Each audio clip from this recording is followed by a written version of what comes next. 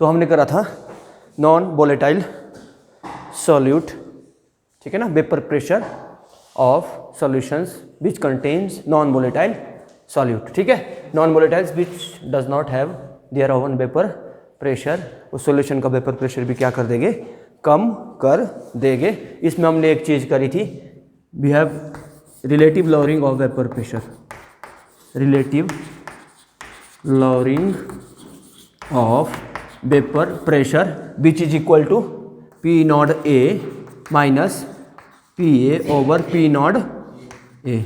आती बात समझ, P naught A pressure of pure solvent when solvent is A, P A is pressure of solution, P naught A solution of pure solvent is equal to mole fraction of B, not A, mole fraction of B। तो आप बोल सकते हैं relative lowering of vapor pressure is directly proportional to mole fraction। Clear? This is a colligative property which depends on the amount of the substance। तो एक colligative property first यही आ गई। Clear? We have drive this colligative property which is relative lowering of vapor pressure। 4 colligative property कितनी है बेटा, 4, उनके बारे में पढ़ेंगे हम आज, ठीक है। आइडल और नॉन आइडल सोल्यूशन हमने करा था। आइडल में क्या होता है, सारी चीज़ें इक्वल हो जाती है, delta B mixing, delta H mixing, force of attraction of reactant is equal to force of attraction of product. Clear? Entropy is always greater than 0, enthalpy is less than 0, ये कंडीशन सेम रहती है, ठीक है। और non idol solutions 2 प्रकार के होते हैं, कौन कौन से, positive deviation and negative. Non ideal solution में 0 से सारी चीज़ें ग्रेटर होती है। क्लियर? एक पॉजिटिव डेविएशन हो गया, एक नेगेटिव डेविएशन हो गया। पॉजिटिव डेविएशन में क्या होता है कि उसका ग्राफ आइडल सॉल्यूशन से ऊपर को जाता है, ठीक है। विच डजंट, ये दोनों ओबे रॉल्स लॉ को ओबे फॉलो नहीं करते हैं। Observed pressure is not equal to calculated pressure. Clear है? तो ये सारी चीज़ें हमने करी थी। तो एक में ग्राफ ऊपर को बनेगा, एक में ग्राफ नीचे को बनेगा। तो अब करते हैं colligative property. First one is the relative lowering of vapour pressure, RLBP। Second one, elevation in boiling point, elevation in boiling point. Third है डिप्रेशन इन फ्रीजिंग पॉइंट,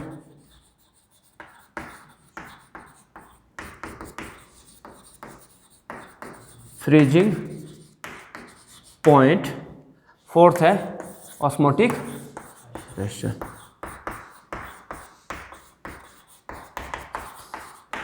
ये क्या है, कोलिगेटिव प्रॉपर्टी है जो डिपेंड करेगी कि इसमें amount of the substance present in the solutions और number of moles of the solid particles, mole fraction पे डिपेंड करेगी।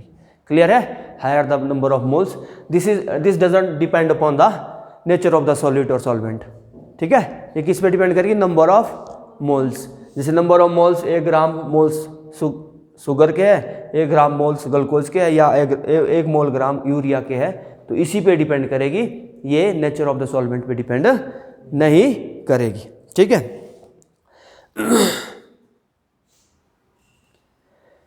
लिखो फर्स्ट प्रॉपर्टी हम पढ़ चुके हैं, सेकंड प्रॉपर्टी हम करने वाले, elevation in boiling point. In non volatile solute, in non volatile solute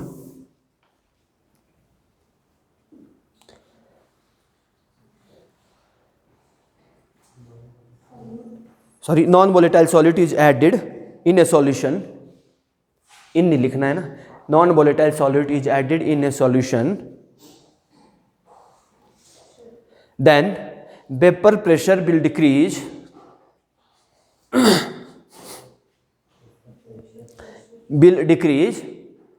and boiling point will increase of that solution, boiling point of is increase of that solution।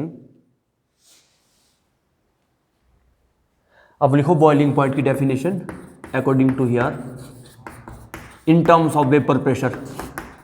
Boiling point की definition, it is the temperature it is the point, it is the temperature, it is the temperature at which the vapor pressure of solution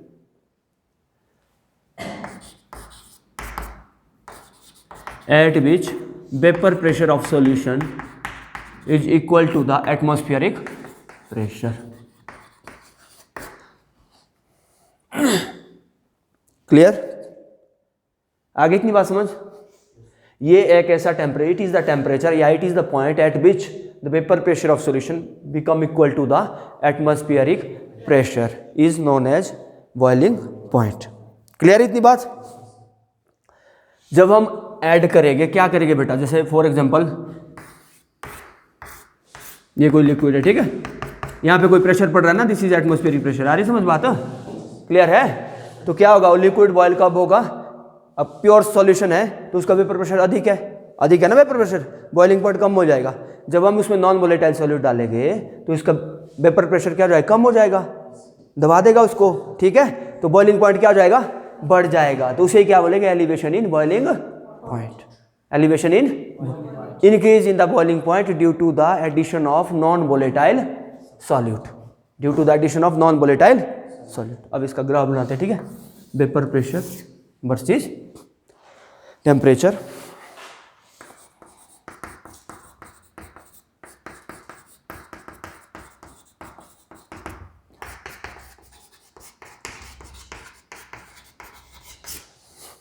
ठीक है, vapour pressure versus temperature. This is the graph of pure solvent. ठीक है की बात, pure solvent समझते हैं, उसका vapour pressure अधिक होगा किसी भी टेम्परेचर पे, ठीक है, किसी भी टेम्परेचर पे. और this is the graph of solution. Solution contain non volatile solute, non volatile solute, solution contain non volatile solute. Clear? आगे इतनी बात समझ. अब हम रेफरेंस हो तो हमारे पास 1 atm is the atmospheric pressure at which the any liquid start boiling. ठीक है ना, जैसे हम बोलते हैं नॉर्मल प्रेशर एटमॉस्फेयर का कितना 1 atm होता है. ये 1 atm स्टैंडर्ड प्रेशर है कि ये प्रेशर जब ओवरकम करेंगे तभी कोई भी लिक्विड क्या हो जाएगा, बॉयल हो जाएगा, मतलब वेपोरेट हो जाएगा ना. तो बॉइलिंग इस प्रेशर से स्टार्ट होती है. तो इसको मान लो फॉर एग्जांपल ये आपका कहीं भी यहाँ 1 atm कहाँ है, यहाँ पे. क्लियर? तो यहाँ से इस टेम्परेचर पे, ठीक है, सॉल्वेंट का टेम्परेचर ये है delta, sorry T naught B. वो तो पता है टी नॉट किसको दिया है, टेम्परेचर ऑफ प्योर सॉल्वेंट, ठीक है ना, या boiling temperature of pure solvent. ये आगे ले जाओ इसको, यहाँ ये यहाँ पे हो रहा है, ये वाला टेम्परेचर. वेपर प्रेशर कहाँ है, इस ये लिक्विड से वेपर में कहाँ, इस पॉइंट पे क्या हो रहा है, इवेपोरेट हो रहा है. क्लियर? इसको बोला टी वी. ये सॉल्यूशन है ना बेटा, तो डेल्टा टी नॉट. अब इस डिफरेंस को क्या बोल दिया, ये डिफरेंस आ गया delta T B. This is the elevation in boiling point, this is elevation in boiling point. तो आप बोल सकते हैं delta T B is equal to, बड़ा कौन सा ये है ना, T B minus T naught B. ये बन गई इक्वेशन हमारे पास. Clear? Vapour pressure versus temperature. Vapor pressure of pure solvent is always as compared to the solution because solution contain non-volatile impurities. उसकी वजह से उसका वेपर प्रेशर कम होगा. ठीक है, अब आते हैं वेपर प्रेशर को किसके साथ कंपेयर करना, टेम्परेचर के साथ. तो जब हम क्या करेंगे, for example this point indicate 1 atm. कितना इंडिकेट करता है, तो आप ये बोलेंगे it is the temperature at which vapour pressure become equal to the 1 atm atmospheric pressure. Clear है? ये भी सही है. तो कहने का मतलब है जब 1 atm से ऊपर चला जाएगा उसका प्रेशर, मतलब उसका टेम्परेचर, मतलब प्रेशर, तभी क्या हो जाएगा, वो बॉयल होना स्टार्ट हो जाए. तो इस टेम्परेचर पे ये बॉयल हो रहा है which is known as T naught B, और इस टेम्परेचर पे सॉल्यूशन बॉयल हो रहा है which is known as T B. इस डिफरेंस को बोला डेल्टा टी बी, जो जैसे निकाल दिया हमने T B minus T naught. इस इक्वेशन से आएगा न्यूमेरिकल आपको, है ना. क्लियर हो गया? सेकेंड है,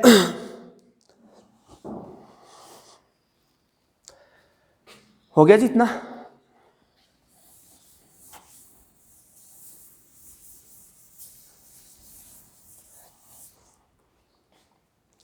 from experimentally it has been found, इतना लिखना आपने। दूसरा है कि from experimentally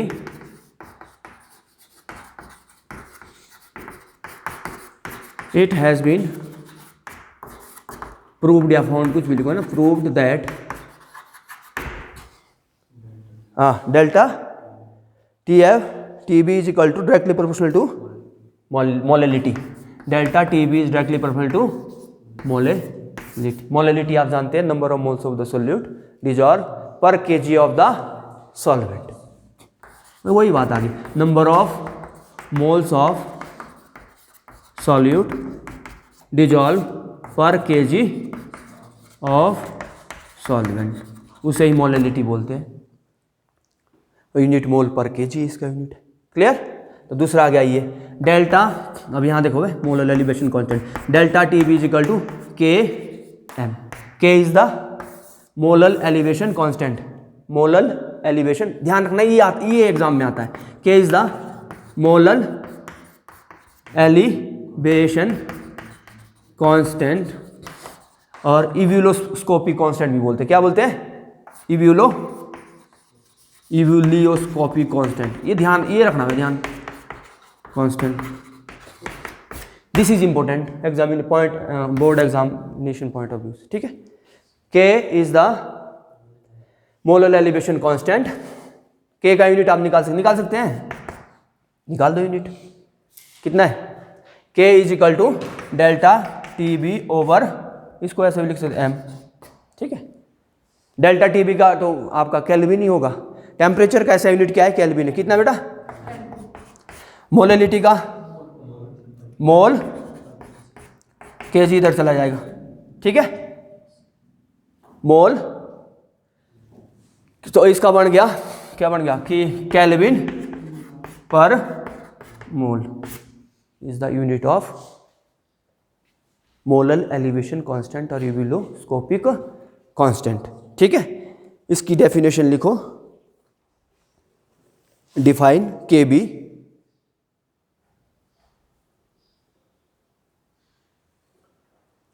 molar elevation constant is equal to the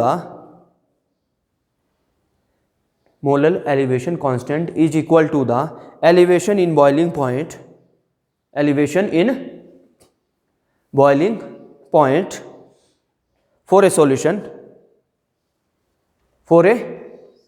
elevation in boiling point for a solution when the molality is 1, when the molality is 1। इसका मतलब क्या है? molality is 1 का मतलब क्या है? पीछे कराया था हमने कंसंट्रेशन टर्म में, कि इसका मतलब कि 1 gram solute dissolve in the 1000 gram of solvent. It means that 1 gram of solute, एक मोलैलिटी का ही मतलब होता है 1 gram of solute dissolve, bracket में लिख लो, डिजॉल्व इन 1000 ग्राम, 1000 ग्राम 1000 ग्राम भी लिख सकते हैं, की बात है ना, 1000 ग्राम या 1 kg ऑफ द सॉल्वेंट।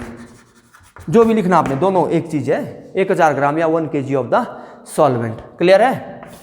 तो इसे ही क्या बोलेंगे? मोलर एलिवेशन कांस्टेंट बोलेंगे, that is K B. Define K B, तो K B is the molar elevation constant when the molality is 1, वो elevation in boiling point when the molality is, जब molality 1 होगी तभी के बी डिफाइन कर सकते हैं। ठीक है, और इसकी यूनिट है केल्विन, केजी पर मोल। हो गया ये। तो ये किस पे डिपेंड कर रही है? एम पे, number of moles of the solute particles में डिपेंड कर रही है, hence it is a colligative property. Clear? Same आएगा दूसरा, third, same to same. Delta T B की जगह क्या आएगा? Delta T F. Depression in freezing point, depression होता है कमी, डिप्रेशन इन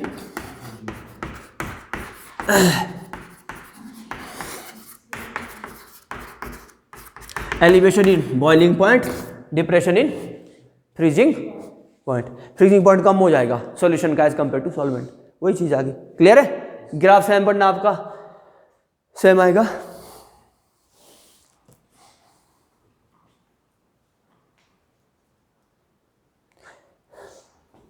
पहले फ्रीजिंग पॉइंट लिखो, शाबाश। in terms of vapor pressure. Freezing point in terms of vapor pressure. It is the temperature at which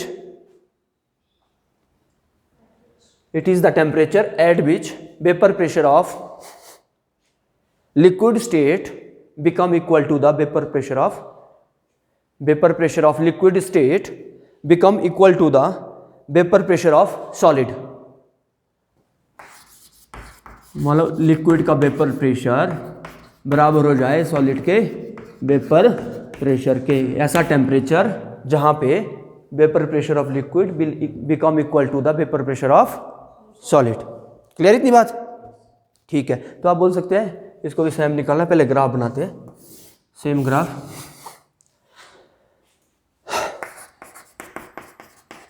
vapour pressure, यहाँ पे आप temperature, ठीक है, फ्रीजिंग पॉइंट में भी टेम्परेचर होगा, कम हो जाएगा जरूर, है ना, टेम्परेचर। क्लियर? सेम ग्राफ आपका ये बनेगा, vapour pressure of pure solvent, ठीक है, और vapour pressure of solution which contains non volatile impurities. ठीक है, ठीक। फॉर एग्जांपल ये वेपर प्रेशर है सॉलिड का भी कुछ होगा वेपर प्रेशर, ये मान के चलो आप, this is the vapour pressure of solid, मान के चलो कुछ प्रेशर होगा, इसको बोलेंगे टी। ये सॉल्वेंट है ना बेटा, जहां पे सॉलिड और सॉलिड कन्वर्ट हुआ सॉल्वेंट, जैसे व्हाट आइस है, आइस कन्वर्ट हुआ लिक्विड में, प्योर लिक्विड में, ठीक है। तो ऐसा ये टेम्परेचर जहां पे आइस कन्वर्ट हो रहा है लिक्विड में, उसे बोलेंगे टी नॉड। प्योर है ना, ये नॉड हमेशा प्योर पे लगाना है, टी नॉड एफ। अब आइस पानी में हमने कुछ और चीज नॉन वोलेटाइल इंप्योरिटी डाल दी, यूरिया डाल दिया, कुछ भी आपका ग्लूकोज डाल दिया, शुगर डाल दिया, कुछ भी डाल दिया, तो क्या हो गया, यहाँ पे इसका प्रेशर थोड़ा सा क्या हो जाएगा, ये यहाँ पे फ्रीजिंग पॉइंट, यहाँ पे फ्रीज होना थोड़ा उसका कम, वो टेम्परेचर और कम लगेगा, ठीक है। तो क्या होगा, इस टेम्परेचर पे वो क्या आ जाएगा, फ्रीज हो जाएगा। इसको T F is freezing point of solution, लिख लो साथ में, T F is freezing point of solution, और T naught F freezing point of pure solvent, ये लिख लो, कोई बात नहीं। क्लियर होगी बात? Similarly delta T F same, इनके बीच का, this is depression in freezing, solution का कम हुआ ना बेटा, डिप्रेशन इन फ्रीजिंग, डिप्रेशन का मतलब वो ये कमी, इसको बोला delta T F, this is the depression in freezing point. तो आप यहाँ लिख सकते हैं delta T F which is the difference, this is the depression in freezing point. इतनी बात समझ आती है? सेम आ जाएगा, डेल्टा टी एफ किसके बराबर है, बोलो शाबाश, बड़ा माइनस छोटा होता हमेशा, delta T F is equal to final minus T naught F minus T F, बस वही चीज आ गई, सेम कंडीशन सेम है। क्लियर? तो आप ऐसा लिखोगे, पहले फ्रीजिंग पॉइंट की डेफिनेशन, फिर बोलेगे आप freezing point always decreases by adding non volatile impurities in the solution, ठीक है। तो सॉल्यूशन का फ्रीजिंग पॉइंट कम होगा as compare to pure solvent, तो सॉलिड सॉल्यूशन में कन्वर्ट इस फ्रीजिंग पॉइंट पे हो जाएगा, जबकि प्योर सॉल्वेंट इस फ्रीजिंग पॉइंट में सॉल्यूशन में मतलब कन्वर्ट हो जाएगा। ये आ गया आपका। Clear? Same experiment it has been found that delta T F is directly proportional to small M. Same आएगा बेटा, है ना? आगे का सेम करो जरा। फिर वहां से एक और कांस्टेंट निकल जाएगा, यहाँ पे के भी निकला था ना कांस्टेंट, वहां पे के एफ कांस्टेंट निकल जाएगा। Delta it has been experimentally found, लिख लो एक्सपेरिमेंटली, डेल्टा एफ मोले, ठीक है, number of moles of the solute, ठीक है। सेम लिखो delta T F K F this is molar elevation constant, this is molar depression constant. KF क्या है बेटा? KF is molar depression constant. ये कम पूछते हैं, लेकिन क्रायोस्कोपिक कांस्टेंट कौन सा दूसरा नाम? क्रायोस्कोपिक कांस्टेंट, ये नाम है। क्लियर इतनी बात? KF is the molar depression constant और क्रायोस्कोपिक कांस्टेंट। भाई KB क्या था? मोलर एलिवेशन कांस्टेंट और इबिलोस्कोपिक कांस्टेंट। यूनिट आप खुद निकालोगे, निकाल दोगे? KF आसान तो है, सेम ही वही यूनिट आएगी। KF यहाँ रख दिया, उसके बाद क्या है? डेल्टा TF, M के वही यूनिट है, किलो केल्विन किलोग्राम पर मोल। मोल को ये ऐसे लिख, ठीक है, पर मोल। क्लियर? तो all this are the same, definition भी सेम। डिफाइन KF, तो KF को वही सेम डिफाइन करोगे। Molar depression constant is defined as molar depression constant is equal to the depression in freezing point for a solution. Molar depression constant is equal to the depression in freezing point for a solution when 1 mole of a non-volatile solute, when 1 mole of a non-volatile solute is dissolved in of non-volatile solute is dissolved in 1 kg of the solvent, 1 kg of the solvent, उसे क्या बोलेंगे? Molar depression constant. Clear होगी बात? Confirm?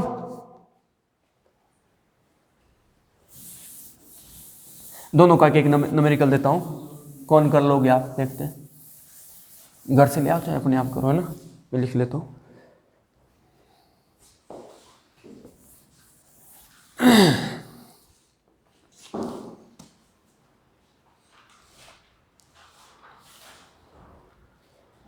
Elevation in boiling point वाला है। 18 gram of glucose, elevation in boiling, EBP करो रे। 18 gram of glucose is dissolve in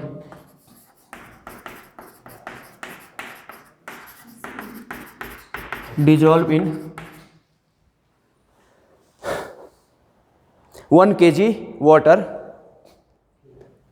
1 kg water, ठीक है। Find boiling point of solution, find boiling point of solution. KB की value दी है बेटा, KB for water, KB for water is equal to 0.52, हाँ वो यूनिट वही आपको क्या यूनिट पता है ना, 0.52 केल्विन किलोग्राम पर मोल। करो, कैसे करोगे? बोलो कैसे कर लोगे?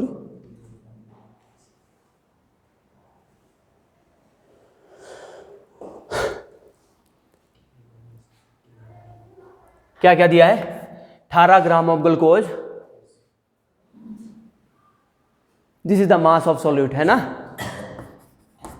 मास of which is equal to 18 gram, है ना, दिया है भाई। क्या निकालना है इसमें? फॉर्मूला कौन सा लगाओगे? फॉर्मूला तो दोनों ही लगने हैं, दो फॉर्मूले हमारे पास। क्या है? Delta TB is equal to KB into molality. एक फॉर्मूला ये है ना बेटा, है ये फॉर्मूला, ठीक है। दूसरा फॉर्मूला ये था हमारे पास, जब डेल्टा TB किसके बराबर होता है? पहले डेल्टा TB निकालना पड़ेगा, ठीक है, TB माइनस T0, ये दो ही तो फॉर्मूले वही लगाने हमने। क्लियर? तो डेल्टा TB निकालो सबसे पहले। KB दिया है हमारे पास, नंबर ऑफ मोल्स दिया है, ग्लूकोज हमारे को पता है, निकल जाएगा। क्लियर है? निकल जाएगा ना डेल्टा TB। डेल्टा TB कैसे निकलेगा? KB की वैल्यू दी है, कितनी दी है? 0.52। Molality, number of moles of solute dissolve पर kg ऑफ द सॉल्वेंट, तो 1 kg सॉल्वेंट है तो ये तो इक्वल है, ठीक है। तो number of moles of the किसके निकाले? Number of moles of solute, glucose solute हमारे पास। मास गिवन, मास कितना है, मोलर मास कितना आ गया, C6H12O6। कितना है इसका मोलर मास, 180, बिल्कुल ठीक बोल रहा हूँ, 180। करो इसको, कितना है नंबर ऑफ मोल्स, 0.1, ठीक है, तो 0.1 वहाँ लिख लो आप नंबर ऑफ मोल्स में, ठीक है। कितना है फिर, 1 kg का मतलब है तो 1 पर kg है ना बेटा दिया हुआ, तो यहाँ तो 1000 से करने की कोई जरूरत नहीं है, क्लियर है। तो ये करो इसको मल्टीप्लाई, 0.1 कितना है इसका आगे,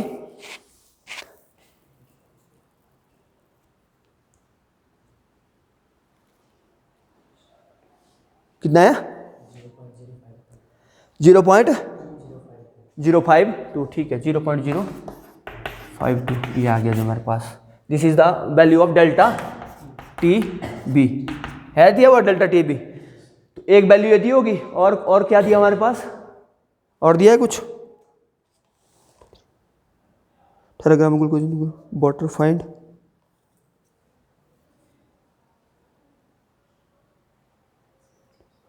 अच्छा बॉइलिंग पॉइंट भी दिया है प्योर वाटर का, यहाँ पे दिया होगा boiling point of pure H2O is equal to 373 kelvin, ये दिया बस। अब तो निकाल दोगे ना, तो आसान है, कोई बड़ी बात नहीं। कहाँ डालोगे boiling point of pure water, यहाँ, ठीक है, माइनस इसका है ना प्योर वाटर का, -373 केल्विन, बाकी क्या है यहाँ टी बी, यहाँ भी वैल्यू आपका 0.0 पूछा है ना इसका, किसका बॉइलिंग पॉइंट, सॉल्यूशन का पूछा है ना, this is the boiling point of solution, जो कि आप प्लस माइनस करके निकाल लोगे। तो इस तरह से ये फॉर्मूले आप यूज कर सकते हो। By using these two formula you can find out elevation in boiling point.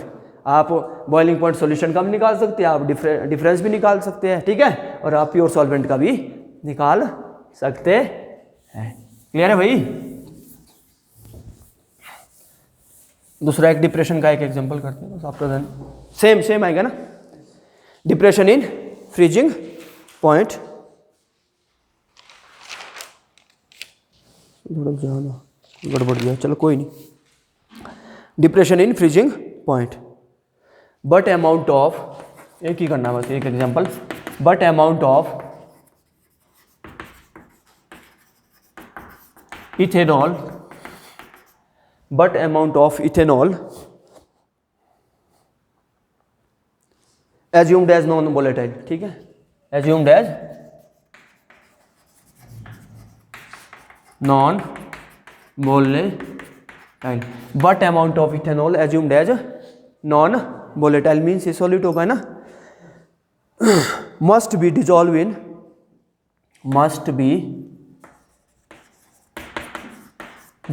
in 1 kg of water, must be dissolved in 1 kg of water so that it freezes,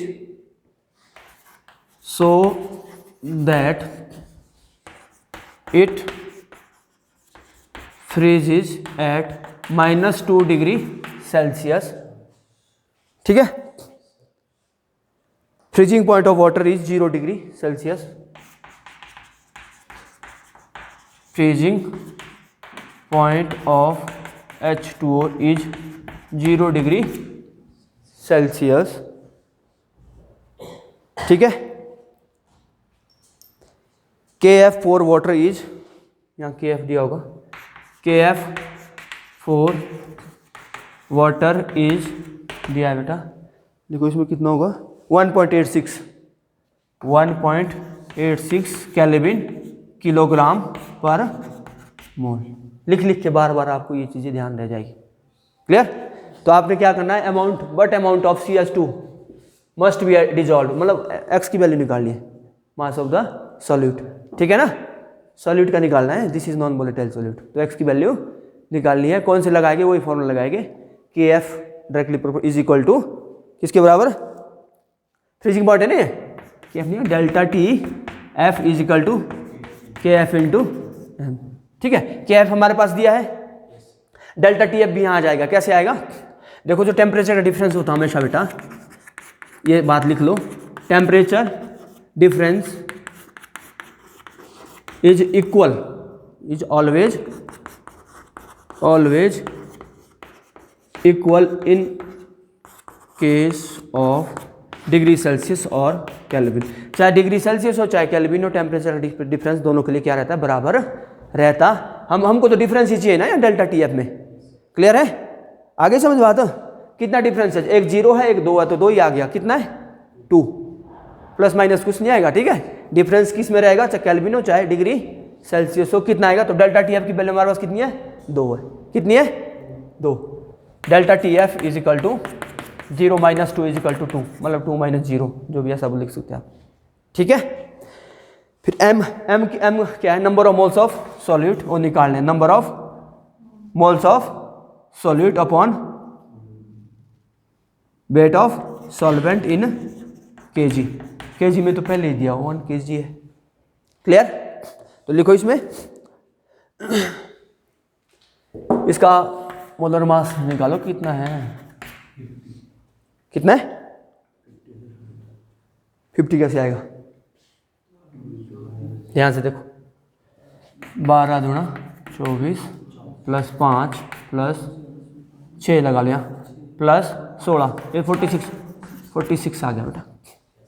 ठीक है, कितना मोलर मास, इसी का निकाल रहे ना हम, सॉल्यूट ही है। तो हम बोलते थे number of moles of HC2H5OH, mass of H2O upon molar mass, हमारे को पता है भाई मोलर मास तो, और ये तो निकालना हमको x माना हो, कितना माना x। करो इसको बस, ये तो आ गया। KF की वैल्यू भी दी है KF की वैल्यू, अब देखो 2 यहाँ लगा दिया, KF की वैल्यू कितनी 1.86 इंटू मोलिटी x अपॉन, जहाँ 1 kg दिया वहाँ 1000 जो लगाने की कोई जरूरत नहीं फिर सॉल्वेंट की। ठीक है, तो करो इसको सॉल्व, शाबाश। कितना है 46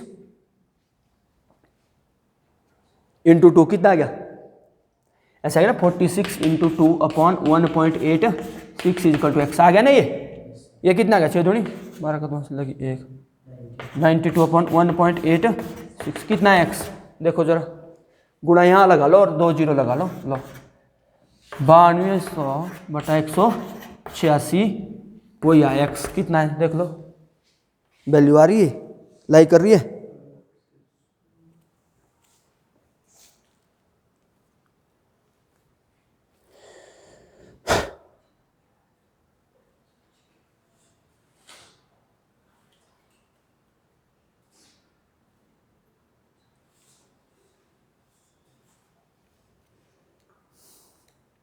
कितना है भाई,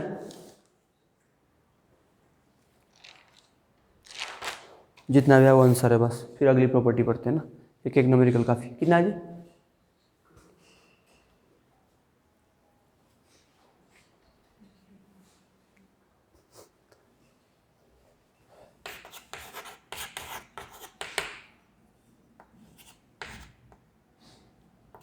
नौ 930 920, तो 5 जी, कहीं गड़बड़ हो गया, चलो कोई नहीं, जो भी आए ये मेथड ऐसा होगा। ठीक है, जो भी आंसर आएगा वो सही है, कहीं गड़बड़ कुछ नहीं है ना।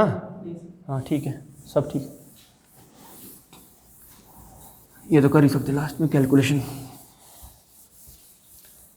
हो गई जी 2 प्रॉपर्टी, एक पहले कराई थी 3, last one is the osmotic pressure, वो भी खत्म करते हैं, फिर उसके बाद कोलिगेटिव प्रॉपर्टी सारी कंप्लीट हो जाएगी। Next one, last one is the osmotic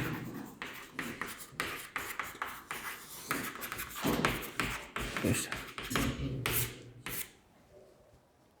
clear, जितना भी आया कैलकुलेशन में ज़्यादा खजल नहीं होना, मतलब ऐसे आएगा। ठीक है, हो गया जी।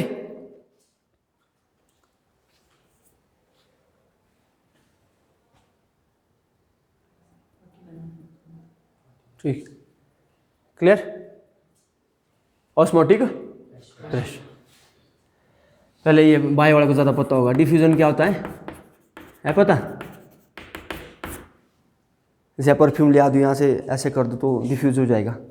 ठीक है ना, the movement of solvent from higher concentration to lower concentration, कोई भी सॉल्वेंट उसमें सब कुछ जाएगा ना, सॉल्यूट हो चाहे सॉल्वेंट हो, है ना। Movement of solvent from higher concentration to lower concentration. इतनी बात समझ आती है। उसे क्या बोलते हैं, डिफ्यूजन कहते हैं। क्लियर है भाई?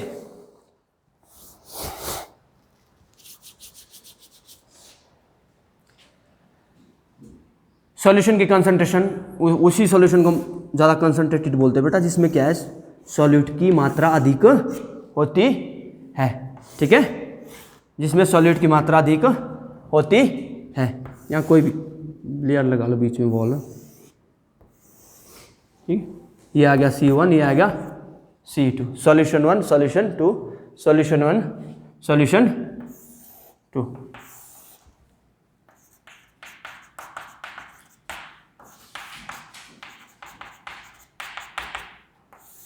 यहीं पे ऑस्मोसिस भी कर देंगे। क्लियर? यहाँ पे क्या है, C1 की कंसंट्रेशन ज़्यादा है, here is C1, here is C2। इसकी कंसंट्रेशन ज़्यादा है, इसकी कम है। कहाँ से कहाँ मूव करेगा, A to B। Solvent will move from higher concentration to, this is known as diffusion.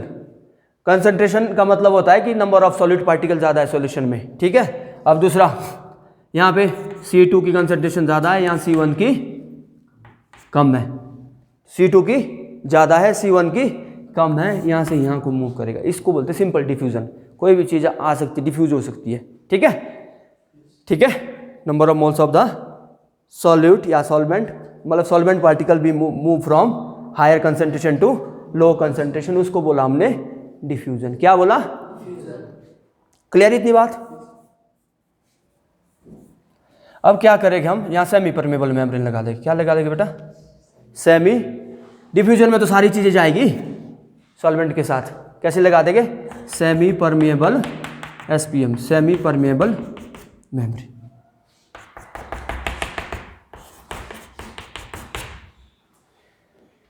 Clear? क्या लगा देंगे? Semi permeable membrane. ठीक है, तब क्या होगा, तब वो सॉलिड पार्टिकल नहीं, उसमें लिक्विड पार्टिकल जाएगा सिर्फ। आ रही समझ बात?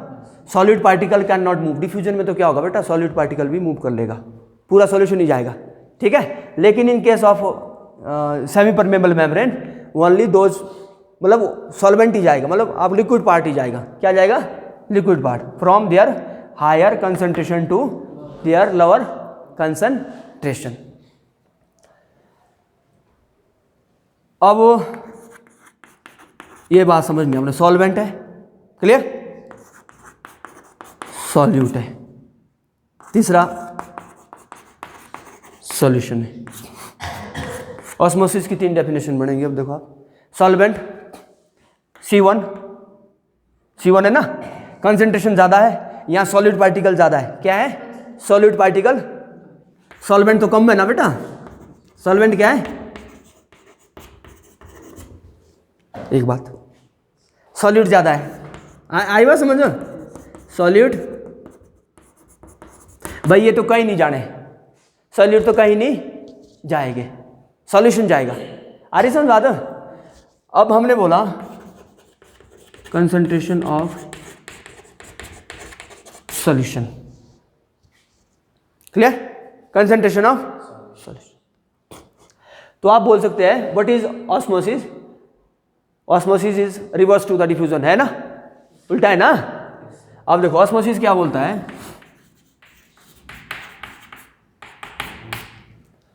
ऑस्मोसिस लिखो, डेफिनेशन लिख लो पहले। Osmosis do not permit the movement of solute. Osmosis do not permit the movement of solute through semi permeable membrane.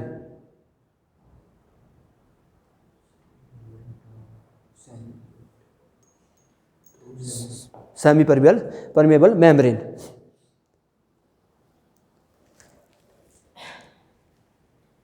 पहली डेफिनेशन लिखो,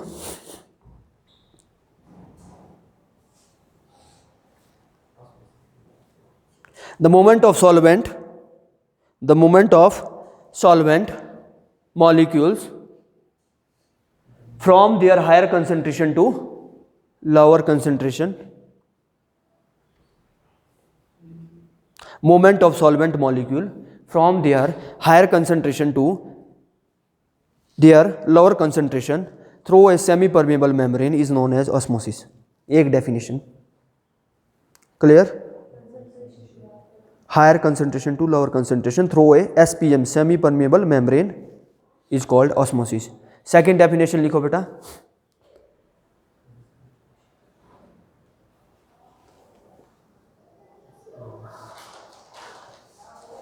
Movement of solvent molecule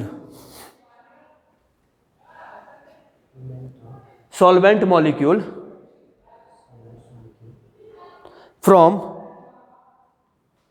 lower concentration of solution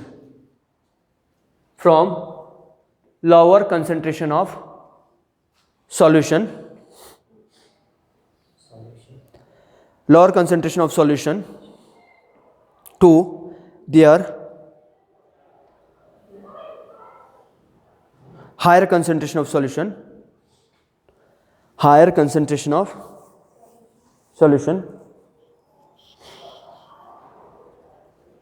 through a semi permeable membrane is called osmosis। semi permeable membrane is made up of animal membrane और cellophane, ठीक है, animal membrane और cellophane।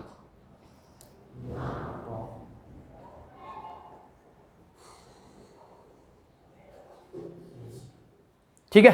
अगर solvent की concentration देखें respectively, तो जहां पे सॉल्वेंट की कंसंट्रेशन ज़्यादा होगी, ऐसा बोला था ना, वहां से लो की ओर। अब सॉल्वेंट यहाँ कम है, यहाँ क्या है, सॉल्वेंट ज़्यादा है, तो जाएगा ज़्यादा से कम की ओर, ठीक है ना। To their higher concentration to lower concentration is known as osmosis. Clear है। और दूसरा बोला था, इसका रिवर्स आ जाएगा, दूसरा तो क्या जाएगा, रिवर्स। सॉल्वेंट मतलब सॉल्यूशन में सॉल्वेंट की कंसंट्रेशन कम से ज़्यादा। आ रही समझ बात? क्लियर। तो इसे क्या बोलेंगे, through a semi permeable membrane is known as osmosis. दो डेफिनेशन लिखा दी। अच्छा, अब ऑस्मोटिक प्रेशर पे चलते हैं, जो हमने काम करना था। केड़ा प्रेशर, ऑस्मोटिक प्रेशर। लिखो osmotic pressure. The net movement of solvent molecules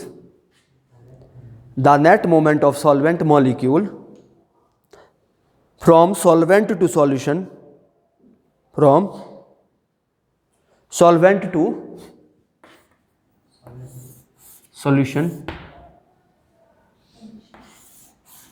is stopped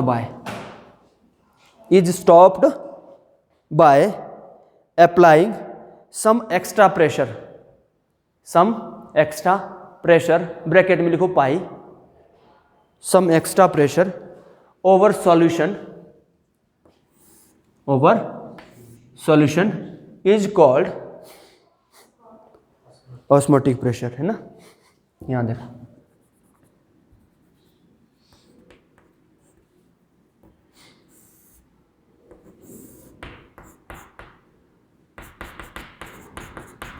यहाँ सेमी परमेबल मेम्ब्रेन लगा दी, ठीक है। ये बेटा क्या है, सॉल्यूशन है, क्या है, इसमें सॉल्यूट भी है, सॉल्वेंट भी है, सॉल्यूट प्लस सॉल्वेंट, और ये सॉल्वेंट ही है, ये सॉल्वेंट ही है। मूवमेंट किधर से किधर होगा, विक्की नाम इसका, विवेक ये बताएगा। कौन बताएगा, विवेक, ठीक है। किधर से किधर होगा movement, stand up. This is SPM, here is solvent, here is solution concentration, here is SPM which is made up of animal membrane और सेलोफोन। तो कहाँ से कहाँ मूवमेंट होगा, because osmosis going to be, अगर जहाँ भी SPM दिखे वहाँ ऑस्मोसिस आएगी। कहाँ से कहाँ होगा, higher concentration of solvent to lower concentration of solvent. लिखा है भी मैंने, higher concentration of solvent to lower concentration of solvent. Concentration solvent किया जाता है यहाँ, मतलब लिक्विड मूव होगा और कुछ नहीं मूव होगा, ठीक है, लिक्विड मूव होगा। अब लिक्विड कहाँ से कहाँ आएगा, इधर को, ठीक है ना, इधर से इधर को। This is known as osmosis. Clear है कोई बात, liquid will move from A to या B टू A, ठीक है, ए लगा लो इसको, कोई A to B, solvent to solution, क्योंकि सॉल्यूशन में सॉल्वेंट कम है, यहाँ सॉल्वेंट ज़्यादा है, तो ये इधर से इधर को मूव होगा। जैसे चने रखते ना आप, पानी बाहर से चने के अंदर चला जाता है, दिस इज ऑस्मोसिस। ठीक है, रेत कूड़ा कंकर या नमक डालेंगे उसमें, वो क्यों नहीं जाता? जाता है वो भी, लिक्विड फॉर्म में तो जाएगा अगर लिक्विड पूरी तरह से डिजोल्व है। ठीक है, सॉलिड चीज़ कोई भी अंदर नहीं जाएगी, वो भी सेल मेम्ब्रेन है नहीं, वो एसपीएम, फिर वो स्वेल हो जाता है चना। सॉल्वेंट बाहर ज़्यादा है, अंदर कम है। ठीक है ना, अगर अंदर ज़्यादा हो जाए तो वो बाहर को आ जाएगा। फिर पढ़ाई आलू में भी पढ़ा था, लेवल ऊपर नीचे, बीएससी में मेडिकल में पढ़ती है लोग। ठीक है, osmosis movement of solvent from their higher concentration to lower concentration is known as. और इसकी वजह से जो प्रेशर होता है 1 atm, क्लियर है? मतलब क्या बोला, इस ऑस्मोसिस को रोकने के लिए बोला था मैंने अभी, but is osmotic pressure the pressure which is applied, extra pressure which is applied to osmosis is known as osmotic pressure. देखो यहाँ भी 1 atm है, वहाँ भी 1 atm है, प्रेशर बराबर है। फिर मैंने यहाँ क्या पाई वाला प्रेशर लगा दिया ताकि ये ऑस्मोसिस क्या हो जाए, थोड़ी सी कम हो जाए, तो उसे ही क्या बोलेंगे, here is an extra pressure which is apply on solution side is known as osmotic pressure. बस इतनी बात है, क्लियर है?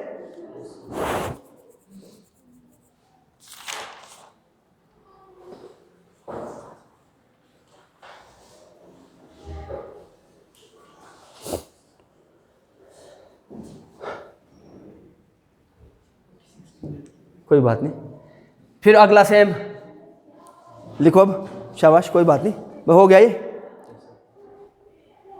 Osmotic pressure is denoted by pi, लिखो शाबाश, पाई से इसको डिनोट करेंगे। Pi is directly proportional to molarity, किसके बराबर बेटा? Capital M. Experimentally it has been found that pi is directly proportional to capital M. Clear है? कैपिटल एम, ये भी एक्सपेरिमेंटली फाउंड हुआ बेटा, और pi is directly proportional to temperature, ये भी एक्सपेरिमेंटली फाउंड हुआ। दोनों इक्वेशन को आप क्या करोगे, मिला दोगे, join first and second equation, then pi is equal to M R T, R is the constant. ठीक है, M pi is equal to M R T, M is the molarity, ठीक है ना, R is the gas constant जिसकी value 0.021 होती है, 21 होती है, R is the temperature in Kelvin. ठीक है, तो ये आ गया आपका pi is equal to M R T. ठीक है, pi is equal to M R T.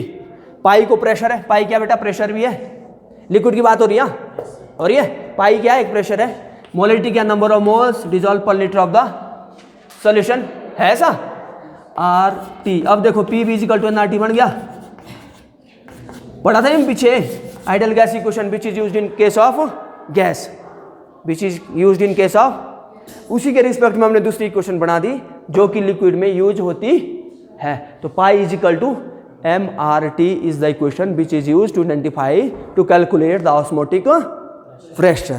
Clear? पक्का? Confirm?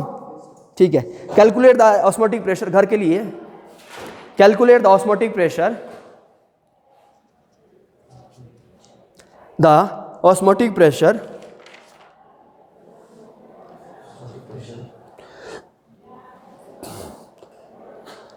due to 5% weight by volume, 5% weight by volume of cane sugar solution at 15 degree Celsius. Molecular weight of cane sugar is 342. अब तो आसान है, कर लोगे, पाई की वैल्यू निकाल दोगे ना बेटा। आर की वैल्यू मैंने बोल दी 0.0821 solution at 15 degree Celsius. R की वैल्यू है 0.0821 एटमॉस्फेरिक लीटर पर मोल, 0.0821। एम की वैल्यू यहां से निकल जाएगी ना, निकाल दोगे मोलरिटी, नंबर ऑफ 342।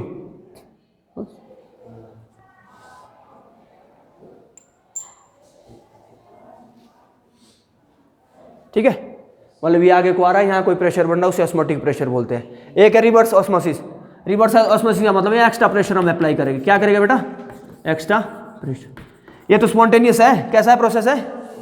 इसकी बस यहाँ एक्स्ट्रा प्रेशर जनरेट हो रहा है, उसे हम ऑस्मोटिक प्रेशर बोलते हैं। लेकिन हम क्या करेंगे, एक्स्ट्रा प्रेशर जब अप्लाई करेंगे तो जैसे होता है ना समुद्र का पानी साफ करना या आरओ वगैरह, तो यहाँ एक्स्ट्रा प्रेशर अप्लाई करने के बाद क्या होगा, इलेक्ट्रिसिटी वाले आरओ नहीं आते, ठीक है, तो यहाँ इलेक्ट्रिसिटी जनरेट करके ये रिवर्स चला जाएगा, तो ये जो पानी है वो साफ हो जाएगा। क्लियर है? क्योंकि इस मेम्ब्रेन के आसपास तो वही जाएगा जो कैसा होगा, बिल्कुल प्योर होगा। Solid particle will not by applying extra pressure on the solution side to change the moment of solvent from B to A is known as reverse osmosis, which is useful for the purification of water or desalination of water। sea water होते ना। हाँ करो जी close, इतना ही काफ़ी आज के लिए ना।